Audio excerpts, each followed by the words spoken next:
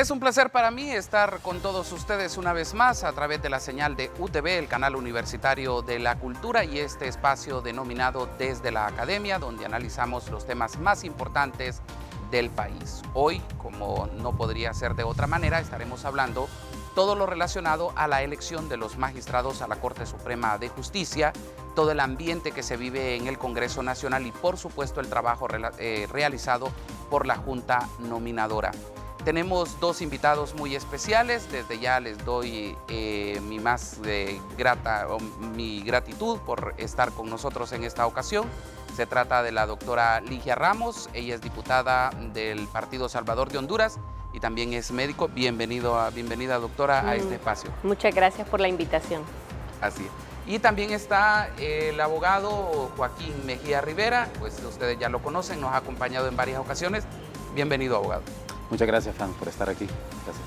Vamos a comenzar hablando un poco en términos generales. ¿Cómo ven hasta el momento, hasta esta situación en la que estamos actualmente, relacionado a la elección de los magistrados? Doctora.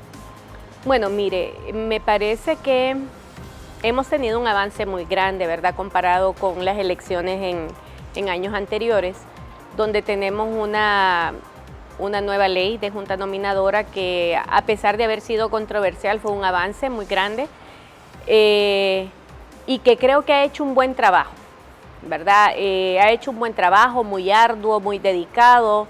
Nos dio la sorpresa de haber descalificado a los magistrados actuales que querían reelegirse, que eso fue una sorpresa grata. Siempre pues hay personas que según criterio de varios ciudadanos y de algunos diputados, como los del PSH, que pensamos que no son idóneos, pero bueno, ahí esas decisiones las vamos a tomar en el Congreso Nacional. Sin embargo, creo que dentro de la nómina de los 45 mandó personas buenas para la Corte Suprema de Justicia. ¿Y usted cómo lo mira, abogado? Yo estoy de acuerdo con Ligia. Yo creo que este proceso hay que entenderlo en su integridad durante todas las etapas. La primera etapa, que fue positiva, fue la propia elaboración de la ley por parte de la Secretaría de Transparencia, liderada por Edmundo Orellana, con el acompañamiento de un sector de sociedad civil y por la Oficina de la Alta Comisionada de Naciones Unidas, y fue un proyecto de ley bastante bueno. La segunda etapa fue la presentación y discusión de esa ley y aprobación en el Congreso Nacional, que aunque evidentemente hubo algunos cambios, pero en términos generales podemos decir que la ley representa un enorme avance en comparación con la ley pasada. La tercera etapa tiene que ver con ¿cómo se dice?, la decisión o la escogencia de las personas que iban a representar a los 7 sectores sociales en la Junta Nominadora, que en términos generales fue transparente. La cuarta etapa es todo el trabajo de la Junta Nominadora, que yo estoy de acuerdo con Ligia en el sentido que el balance podemos decir que es positivo. Evidentemente, habemos personas, yo incluido, que no estoy de acuerdo con algunos nombres, pero al menos sé que esa lista de 45 es resultado de un proceso transparente que hemos podido tener la oportunidad de vigilar, y además la Junta Nominadora nos ha dado las razones, los motivos, los argumentos de por qué esa lista es la que escogieron y no otra, y eso a mí me parece importante. Y ahora estamos en la última etapa, que es la etapa más complicada en el Congreso Nacional, y que, a diferencia de las etapas anteriores, en esta etapa hay un criterio que no podemos desconocer e ignorar, y es que el Congreso Nacional es un órgano político y, por tanto, al momento de tomar una decisión sobre elección, va a incluir dentro de los criterios el criterio político. Esto pasa aquí y pasa en todas partes del mundo, y por eso creo yo que no debemos de vestirnos de un puritanismo que no ayuda en nada a este proceso, a esta discusión, a esta elección, y reconocer ese criterio político que se va a utilizar. En ese sentido, y con esto termino, yo creo que hay que resaltar hasta el momento un par de cosas que son positivas del proceso en el Congreso Nacional. Lo primero es que quedaron en evidencia que eran mentiras esos augurios catastróficos que en las afueras del Congreso Nacional y dentro del Congreso Nacional se iban a armar relajos, disturbios, etcétera, y eso es importante. En segundo lugar, creo yo también que la decisión del Congreso Nacional de votar unánimemente que ese proceso fuera transparente y público también ha sido algo muy positivo. En tercer lugar, uno ve en la primera sesión parlamentaria, el debate fue bastante de altura, al igual que cuando se aprobó la ley de la Junta Nominadora, y eso creo que hay que rescatarlo también, porque el Congreso Nacional nos está demostrando que si quieren, que si hay voluntad, se puede debatir con altura dentro del Congreso Nacional. Un cuarto aspecto que me parece a mí positivo es el hecho de que se haya suspendido la sesión a medianoche y que no sucediera lo que ha sucedido antes, incluso con la aprobación del presupuesto que se ha hecho en la madrugada, que aunque puede ser público, están los canales, están las redes, pero la gente está durmiendo. Claro. Y a mí me parece que eso es también muy importante, que hay que reconocer en esta etapa inicial como algo positivo. ¿Se colaron nombres? Que, bueno, usted ya lo dijo también, lo mencionó un poco la doctora, pero sí me gustaría profundizar en esto. ¿Se colaron nombres de personas que no deberían de estar en esa junta o en esa nómina? Mire, yo no soy quien para acusar, ni soy juez para juzgar, pero lo que sí le puedo decir es que ahí hay personas que no son idóneas para estar en la Corte Suprema de Justicia, que han estado ya en el Poder Judicial trabajando, y que se ha visto la trayectoria de su trabajo y los resultados de cómo están trabajando, ¿verdad? O funcionando. Entonces, no voy a decir nada más. Solo voy a hacer uso de mi derecho constitucional como diputada del Congreso Nacional para decir, para mí, a quién le puedo dar el voto y a quién no le voy a dar el voto, porque a mi criterio no es idóneo. Y esa es la posición del Partido Salvador de Honduras, en el cual nosotros sacamos una lista roja, que le decimos nosotros, que es una lista de 11 personas por las cuales nosotros no vamos a votar, porque no pensamos que son personas que deberían de estar ahí en la Corte Suprema de Justicia. Quiero comentar algo, ¿verdad? Definitivamente lo que dice Joaquín es cierto, o sea, en el Congreso Nacional es un órgano eminentemente político, ¿verdad?, donde están los partidos políticos. Y en mi concepto de política es la administración de los conflictos mediante el consenso. Entonces, si se usan criterios políticos para venir y nombrar una Corte Suprema de Justicia, a mí me parece correcto. Lo que no me parece correcto es que se usen otros criterios para nombrar a las personas en la Corte Suprema de Justicia, criterios que tienen que ver con impunidad, con conflictos de interés de narcotráfico, con crimen organizado. Por ejemplo, tenemos un gran número de diputados que están con procesos judiciales, y eso no es político, Joaquín. O sea, estas personas van a votar por que las personas que lleguen a la Corte Suprema de Justicia vayan a responder a los intereses de los procesos legales que ellos también tienen en el Poder Judicial. Entonces, esto es importante que la población lo sepa, y estas son también personas que están en el diálogo para negociar una Corte Suprema de Justicia. Si fuera eminentemente político el asunto, estaríamos, yo creo que bien, ¿verdad? Las políticas de Estado, ¿verdad?, de cómo debe llevarse la justicia, etcétera. Pero son otras cosas las que priman. ¿Intereses particulares? Claro, de grupos, de crimen organizado, eso ya lo sabemos, eso ya se sabe. Doctor, esa misma pregunta, todo lo relacionado a la gente que se coló, si hay gente que no debería de estar en esa lista. Usted sé que ya mencionó, pero profundicemos un poco más al respecto. Sí, bueno, yo primero me gustaría decir que estoy de acuerdo con Ligia, y de hecho yo creo que lo que está planteando Ligia son desafíos y lecciones aprendidas para el futuro inmediato, en el sentido que es necesario regular también no solo el tema de la Junta Nominadora y mejorar las cosas en el marco del proceso de la Junta Nominadora, sino que debe de regularse también en ley, por ley, que aquellos diputados y diputadas que tienen juicios pendientes, que tienen denuncias, etcétera, no puedan participar en una elección, ya sea de la fiscal general o el fiscal general o de la Corte Suprema de Justicia, porque hay un conflicto de intereses. Eso es un primer desafío que es muy importante para el futuro inmediato, que se tiene que resolver y que se tiene que regular. En ese sentido, yo diría, por ejemplo, que si hubiera voluntad política, en los términos que planteaba Ligia, podríamos tener una corte de lujo con esa lista de 45 que hay ahí. Pero eso es un mundo ideal. En un mundo real, yo creo que la sociedad en este momento, lo que podemos aspirar es una corte que esté integrada por un buen número de personas decentes.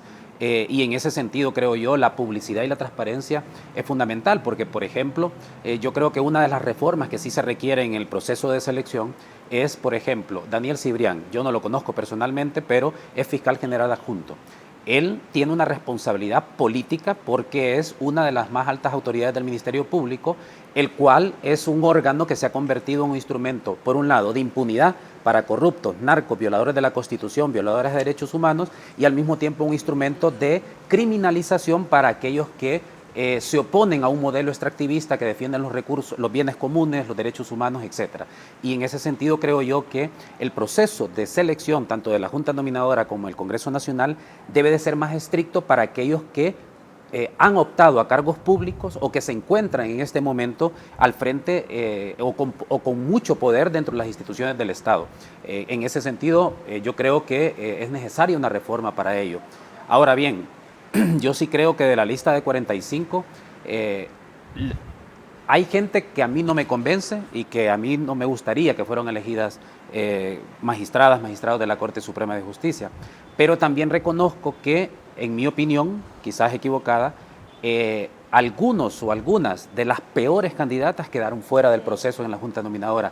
Y algunas con las que yo no estoy de acuerdo en esta lista de 45 son, por decirlo de alguna manera, de los menos peores en relación con la lista inicial que había de 82. Claro.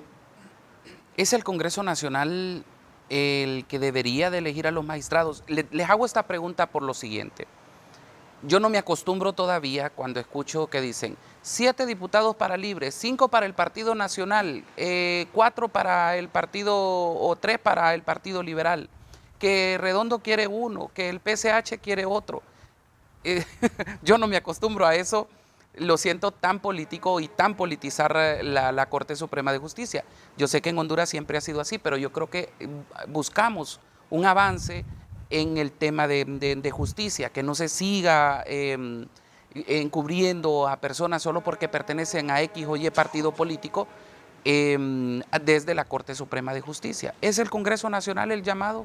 Mire, es algo bien complejo, porque en otros países se hace una elección mixta o en otros países lo escoge el presidente, son vitalicios, etcétera. Mire, hay que analizar, o sea, ponerlo en manos del Ejecutivo no es correcto porque es de un gobierno de un solo partido.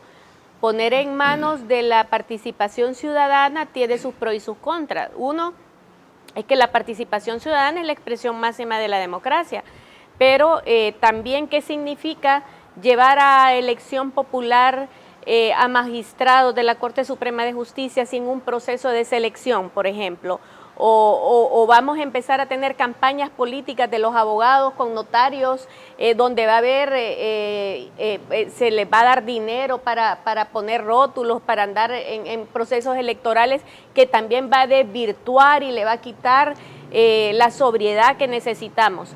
Es algo muy complejo que hay que analizarlo, hay que ver cómo se hace en otros sistemas, ese sistema de selección en otros países donde funciona mejor. Mire, yo creo que, vaya, por ejemplo, ahorita el Congreso Nacional, nadie tiene la mayoría, ni siquiera la mayoría simple, ¿verdad? Entonces, se tiene que hablar entre todos. Me parece a mí que eso es importante, poder tener ese espacio donde todos deliberemos, donde todos dialoguemos, donde podamos llegar a consenso. El problema es que dejan de lado a ciertos sectores que también tenemos una representación ciudadana y que estamos legitimados y que estamos haciendo un trabajo arduo, que estamos buscando la objetividad y nombrar personas idóneas para la Corte Suprema de Justicia, porque nosotros nos negamos a ceder en cierto tipo de negociaciones que no tienen que ver con la política en sí, sino que con intereses de grupos o intereses de personas o del crimen, etcétera. Entonces, sí es bien debatible. A mí me gustaría escuchar más la opinión de Joaquín, porque, bueno, Joaquín es un abogado de renombre y tiene mucho más experiencia. Yo solo soy diputada y dermatóloga, pero sí tengo, o sea, sentido común, ¿verdad? Pero sí me gustaría escuchar más la opinión de Joaquín. Pero es una de las protagonistas en este momento, ¿no? No, y además lo que acaba de decir Ligia es totalmente correcto. Yo estoy totalmente de acuerdo, porque no hay realmente un sistema ideal.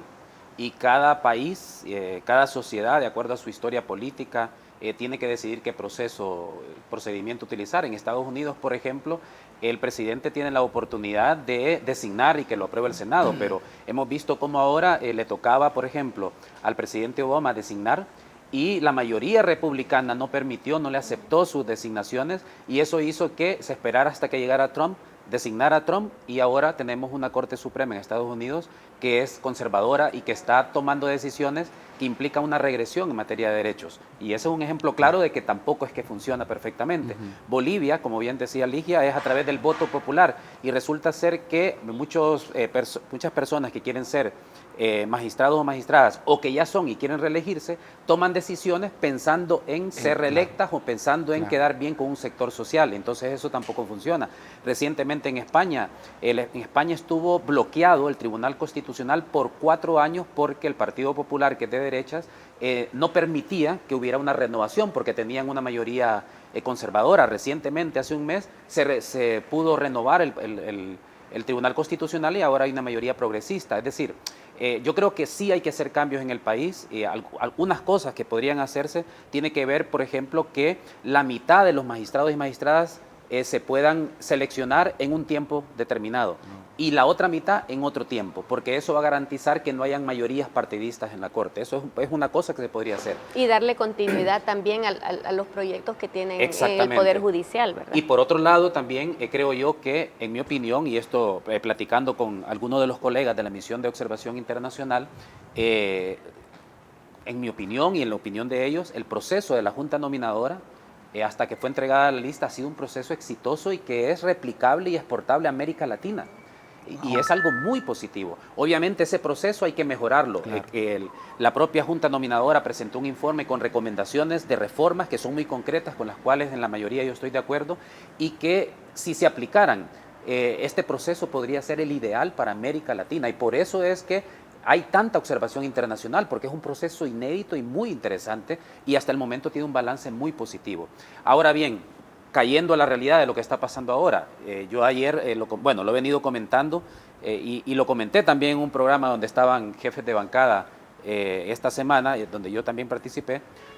En un mundo ideal, si realmente hay voluntad política, ¿qué podríamos hacer para combinar los criterios técnicos de la Junta Nominadora con los criterios políticos en este momento?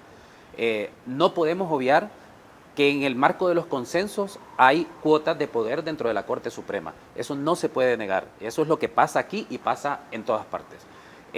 Pero ¿cómo garantizar un equilibrio? Bueno, si estamos hablando de que se tiene que tener cuotas para decidir a quién elegir como magistrado o magistrada, dependiendo de los resultados electorales, bueno, pensemos entonces, yo lo que propongo, digamos, de manera ingenua, es que Libre tenga la posibilidad de escoger a 5 magistrados y magistradas, que el Partido Nacional 4, que el Partido Liberal 2 y que el Partido Salvador de Honduras 1, ahí serían 9, ¿verdad? Sí. No, ¿cuántos serían? Perdón, 9. 5, 4, serían 9 12. más 3, 12, Faltarían 3. ¿Y de dónde sacamos los otros 3? Bueno, vamos a los aspectos técnicos, que sea el hombre mejor evaluado de la lista de 45 y las 2 mujeres mejor evaluadas de la lista de 45.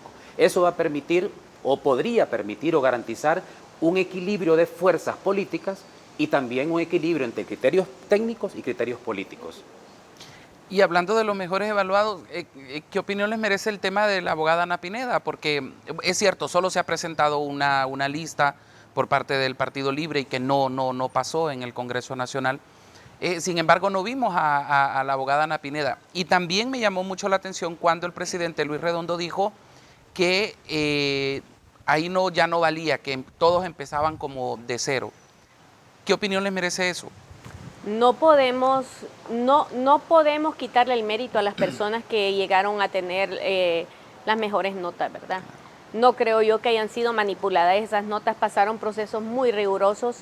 Creo yo que llegar a un primer lugar, como la abogada Ana Pineda, con la trayectoria de ética e integridad que ha tenido, con sus conocimientos en todas las áreas, con el litigio que ha tenido, una persona que porque nosotros lo que hicimos fue buscar en los censos de todos los partidos políticos la afiliación de todas las personas que estaban de la lista de 45, y pues la abogada Ana Pineda no está en ningún censo. O sea que no es militante de ningún partido, ¿verdad? Esas cosas, ¿cómo no? O sea, eso vale mucho. Nosotros, el problema de la abogada Ana Pineda es que no tiene padrino político porque ella no es activista de ningún partido político, entonces no la está promocionando el Partido Liberal, ni el Partido Nacional, ni Libre.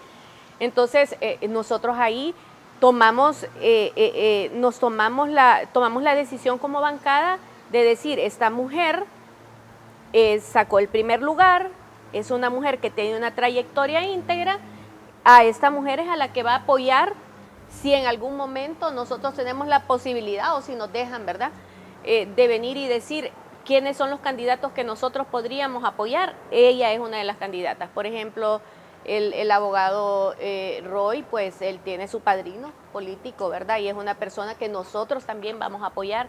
Y así nosotros tenemos a varios que vamos a apoyar.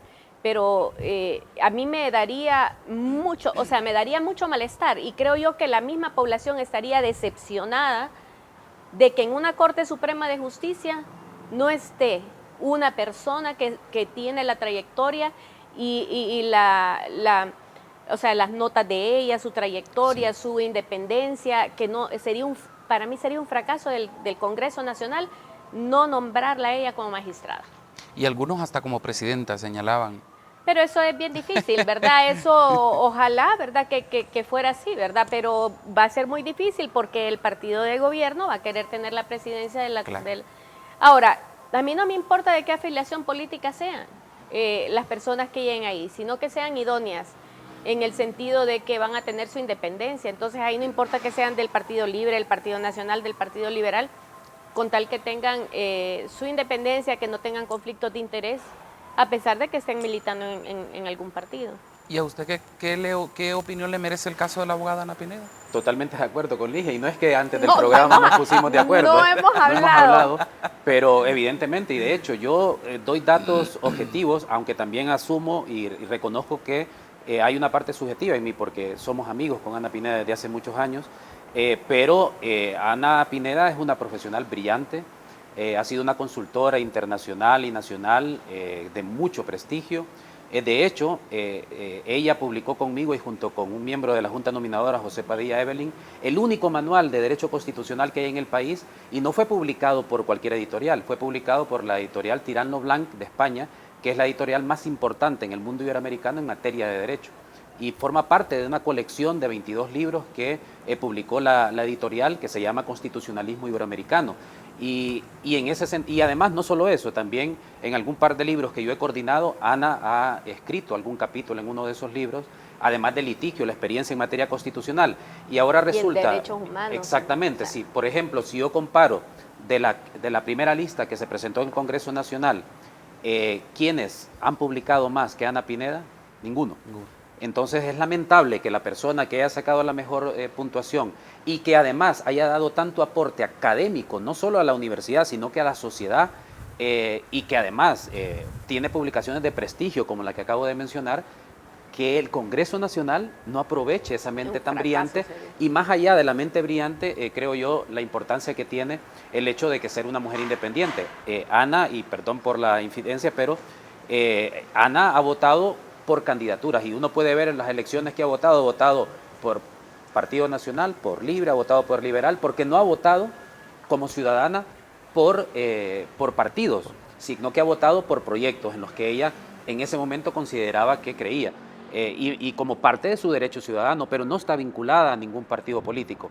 Y obviamente también hay que tener otros criterios, porque yo también podría hablar lo mismo de Aída Romero, la exfiscal de Derechos Humanos, la mejor fiscal de Derechos Humanos que hemos tenido en este país, una mujer valiente, independiente, y desafortunadamente a ella la están deslegitimando por ser esposa de un hombre, sí. O sea, además de machismo. Más o menos lo que pasa lo mismo con Tirsa Flores.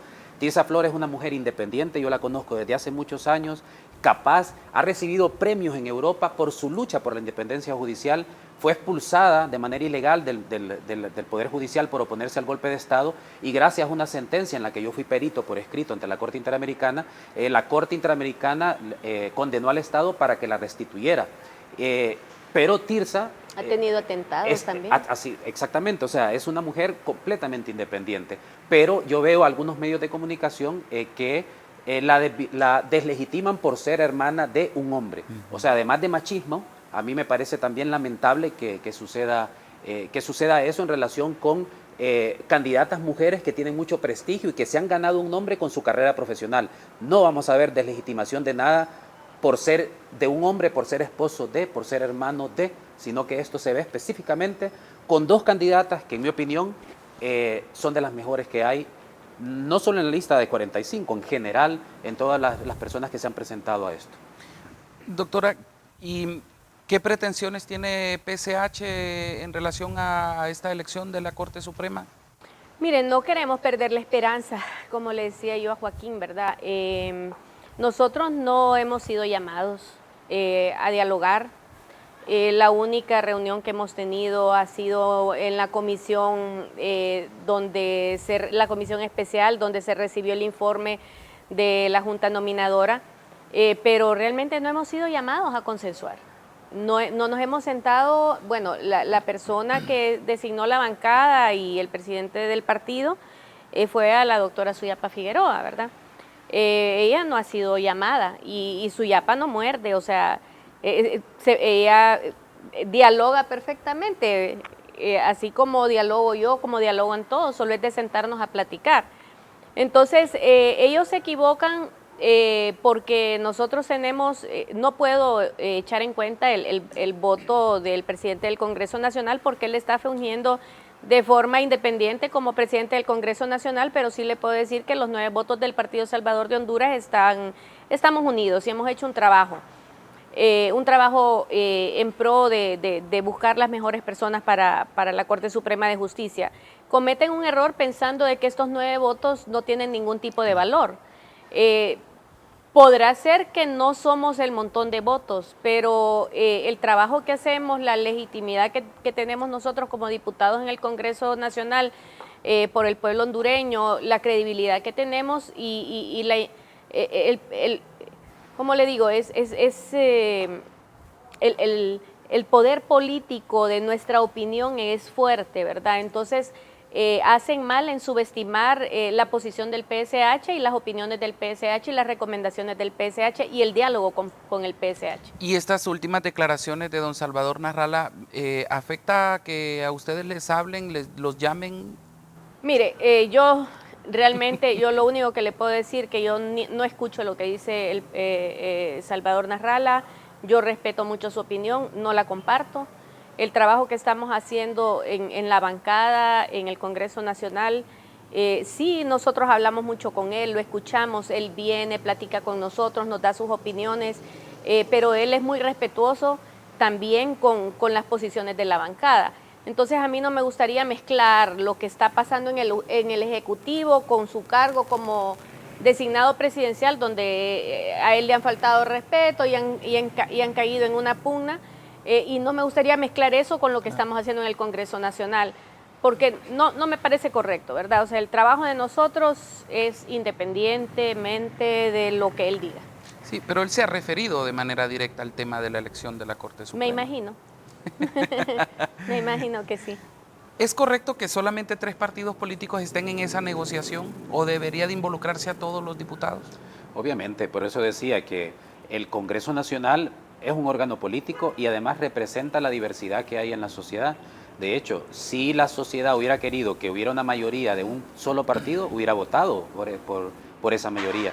Pero el Congreso Nacional, la forma en que están distribuidas el número de diputados y diputadas de cada bancada, lo que demuestra es que la sociedad hondureña mandó un mensaje, que no quieren mayorías absolutas en el Congreso Nacional, que el Congreso Nacional represente la diversidad política e ideológica que hay en la sociedad y que por tanto, yo insisto en lo que pasó con la Junta Nominadora. Una de las principales lecciones de la Junta Nominadora es que nos ha demostrado, y sobre todo al Congreso Nacional, y particularmente a estos 3 partidos, que 7 sectores sociales se pueden sentar a analizar, a negociar, a establecer criterios para hacer una lista de 45 de forma transparente.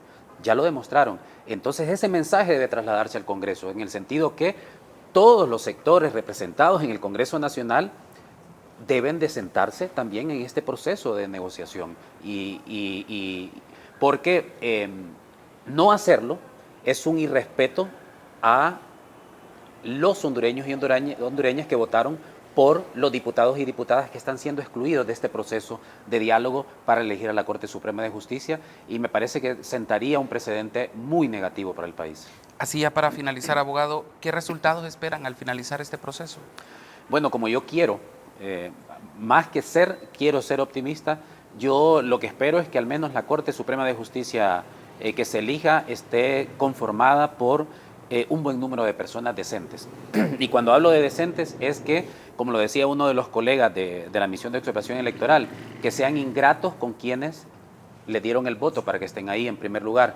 Pero también algo sobre lo que nunca se habla o de lo que se habla muy poco. A mucha gente le preocupa que sean los partidos políticos los que estén decidiendo cuotas y decidiendo personas en la Corte Suprema de Justicia, porque se presume que cuando lleguen allá van a ir a defender los intereses políticos partidistas o de ciertos sectores económicos.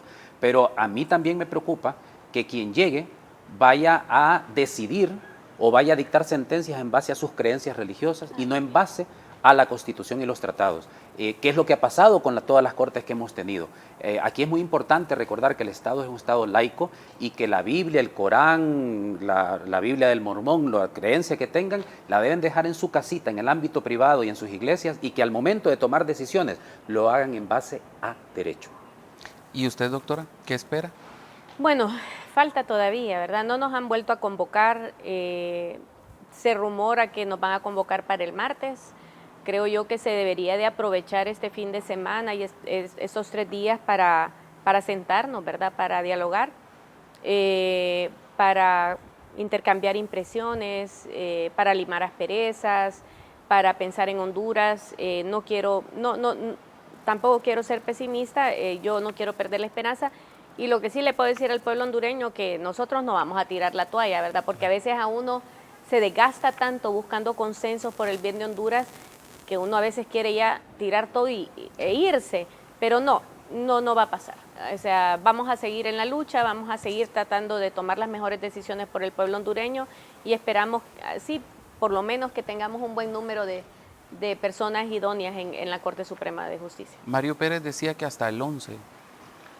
Ay, no, finaliza. Yo a Mario, mire, yo a la gente, por favor, la gente del Partido Nacional, yo no quiero saber ni lo que dicen porque no son personas para mí que tienen nada de credibilidad. Les agradezco mucho que nos hayan acompañado. Espero que también nos podamos ver más adelante también, porque este proceso sé que nos va a dejar una muy buena lección. Yo creo que lo que ha venido de la Junta Nominadora, y como Joaquín lo señalaba, ha dejado un buen sabor de boca. Ojalá en el Congreso Nacional no la vayan a regar, como dice, porque en su momento se habló incluso de que se podía escoger a alguien de fuera que no estuviera en la lista. Entonces todas esas cosas pues es importante recalcarlas. Lo mismo que el jefe de la bancada del Partido Liberal dijo: no vemos los carros de valores aquí afuera. Entonces creo que también es algo importante. No sabemos qué está ocurriendo por detrás, ¿verdad? Pero creo que antes fue como mucho más descarado todos estos movimientos que se daban antes de la elección de los magistrados. Muchísimas gracias por acompañarnos. Gracias. Gracias por la invitación. A ustedes les decimos, como siempre, muchas gracias por acompañarnos. También les decimos que ahí están nuestras redes sociales. Pueden dejarnos sus mensajes, sus comentarios y sus opiniones sobre estos temas que abordamos a través de este espacio denominado Desde la Academia. Soy Franz Rivera. Nos vemos en la próxima.